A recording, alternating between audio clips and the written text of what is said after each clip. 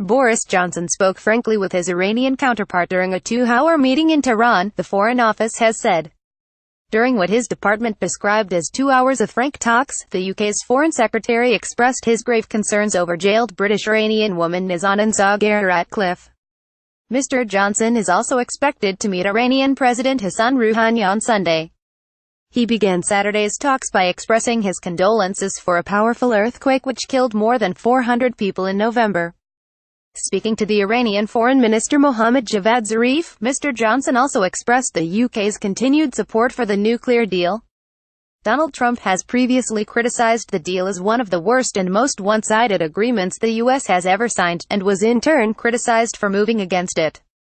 Video Trump criticized for move against Iran deal. Sky's diplomatic editor, Dominic Waghorn, noted that the Iranian Foreign Ministry issued a short statement saying that the two sides discussed various matters including economic, banking and trade relations. It was quite a long meeting, and it was followed by a meeting with the Speaker of the Parliament and other Iranian officials, Waghorn said.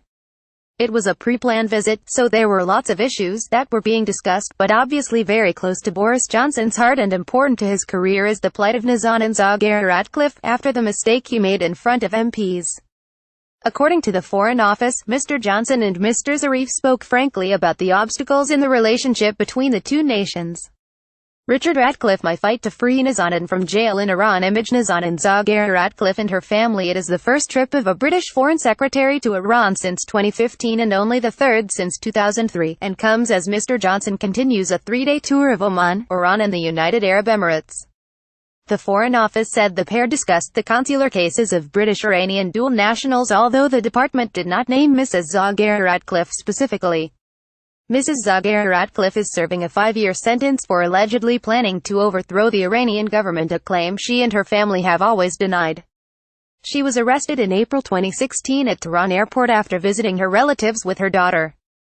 Mrs. ZaghariRatcliffe has always stressed that the trip was a holiday, but she was jailed for sedition after authorities linked her to mass protests in 2009.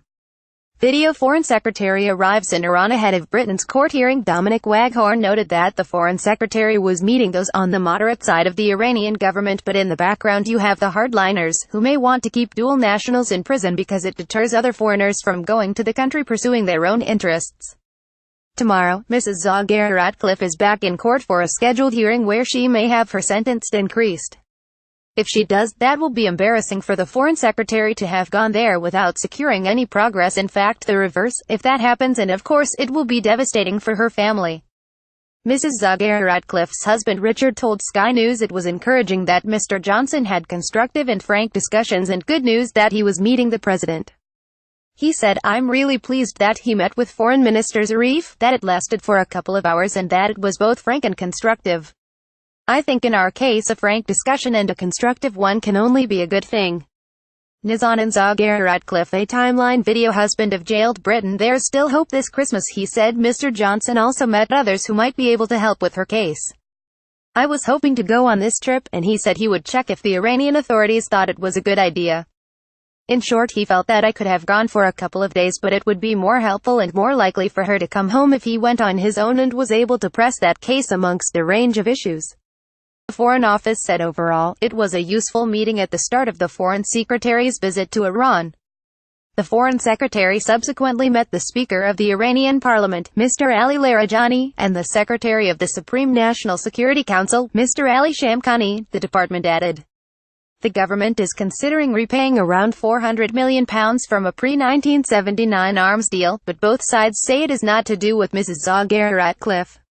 However, the U.S. made a similar payment as Iran released 4 of its citizens in 2016.